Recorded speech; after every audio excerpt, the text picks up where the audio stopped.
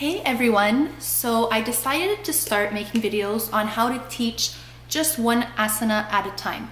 I found myself often writing cues on Instagram, but then I realized that it's hard to see on a picture how to actually do an action. So I thought I would try making videos and see if I have the courage to post them and if you guys are interested. So today I'm gonna start with Virabhadrasana 3, Warrior 3, which is a one-legged asana. So yeah, what I'm gonna be teaching is how to keep your hips square throughout this asana, which is challenging since you're only on one leg and without using a wall. So often when we practice this asana, it's easier to keep your hips square when your back foot is on a wall or you're holding a wall with your hands because you can really feel it. But when you're stuck without a wall, you know, what other prop can you use? What prop can you use to get away from the wall and start doing it just on your mat so that one day you can do it without any equipment at all? So the only piece of equipment you're gonna need is a strap. And yeah, here we go. Okay, so first I want to show you guys what this posture will look like when I have absolutely nothing, just my mat. And even at that, you could just use the floor. You really don't need fancy equipment for any asana at all. So if you hold your hips, this one is going up and probably makes my butt look better, but it's not very good.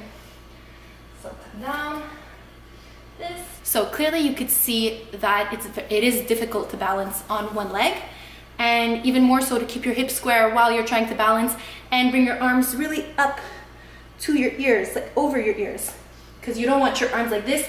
You really want to be able to open up even though you're bending. Okay, so now we're gonna take our strap, and you want to start by having it tied. So take both ends of your strap, bring the strap fully in, and then loop it around. Okay, so coming on your mat, you're gonna stand. First, feel your Tadasana. So lift your kneecaps, engage your thighs. So what we wanna do is bring our hip bones in line with our pubic bone. So instead of standing like this, which is often how I stand, I need to tuck in. So I really need to push my pubic bone, and this used to be super hard for me. And this is like the alignment that you want to keep in all your postures. You want your pubic bone to be in line with your hip bones. Okay, so now that our strap is tied, what you want to do is put it behind you and bring it underneath your foot. So it's not exactly under your heel, but it's under your foot. That way, when you have the strap at your tailbone, which is where you're going to be putting it, it will go in a straight line. It's not going to be like this or like, anyways, it's going to be straight, okay? So, if we were doing this to be in Uttanasana, we would have more space in between our strap, but since we're going to be taking a leg out, it needs to be a little bit tighter. So, place it underneath, on top of your tailbone and underneath your foot. And now just here, by pressing from the back of my pelvis into the strap, which is under my foot, my back body, so the back of my leg, is engaged way more than it ever would be with a wall or with blocks or with anything. So from here, we are going to place our hands on the ground and then lift that right leg up. So you can see you can readjust it as you go. Lift that right leg up. You're gonna see it can't. I'm trying to move it to unsquare and it's not going to. So you're sure that your hips will be square this way. So inhale, bring that leg out, and then exhale, bring your arms up.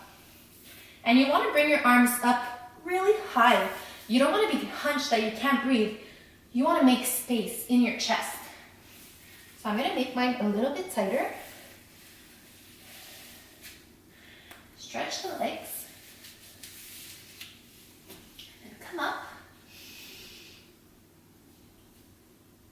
And come. And push in your back leg. And don't forget to breathe. The second you stop breathing, the yoga posture is over regardless of how long you stay in it. So now, if let's say you're having a day like me right now where you can't hold the asana for super long because your balance is off and whatever, many reasons, but you still want to do it, we could do the same thing but in pulses, which is good because you're going to get your body moving and used to the actions. So we're going to do the same thing. Push into that foot, come up, and then down. And then inhale, and exhale, come down. Inhale up, and exhale down. Try really pressing the four corners of your feet down. Inhale, come up, ooh, and down. Inhale up, and down. Let's just say I keep my hands like this. You're gonna see, no. So you're gonna see the difference. If I were to take out the strap, like now I've practiced this enough that I'm relatively capable of keeping my hips square. But just to show you the common error would be that you bend forward, you're ready, and then instead of staying like this and keeping the internal rotation in your leg, you're going out to keep your balance. As you go up, you're putting your leg out. And yes, I could stay way longer here, but that's not the asana. The asana is here. Ooh. And so by having the strap, you make sure that you don't cheat yourself, because sometimes you don't even notice it. This is my leg square, okay? But then when I lift my arms, oftentimes people will go like this to go up. And then you see your hip, my right hip is facing the wall when my right hip should be facing the floor, like so. And then you can pick up. Okay, so I hope that that was somewhat clear and you guys understood the purpose of this. This is the first time I'm doing a video like this, and I started with an asana that I struggle with, and so I wanted to share that with you guys and to show you that, you know, it's not always perfect and oh look how amazing they look. Yes, in a picture you can snap something and it takes half a second to do it, but the other half second is struggle, it's shaking, and that's what yoga is. And that's what I find the beauty is of yoga. So yeah, what I really like about this asana is that when you're really breathing, it really helps you be in the present moment. And it also teaches you not to be frustrated at yourself, because if you get angry while doing this, you aren't gonna get it. You're gonna end up cheating a little bit and shifting your foot to try to balance. You're gonna say, you know what? I wanna, like, let's say you're in a public class. I used to do this. I would say, everyone's balancing, like I'll move, I don't care if my hips aren't square. I'm gonna look like everybody else. But now, no, like the alignment really matters to me, like immensely. I'm extremely bothered when I see people compromising their body just to try and get this perfect asana, when really there's no such thing, and you need to do what is best for your body and what will actually cure your body and what will make yoga medicine for you in a way, you know, like it will heal you. And okay, anyways, that's for another day. Let's stop right there.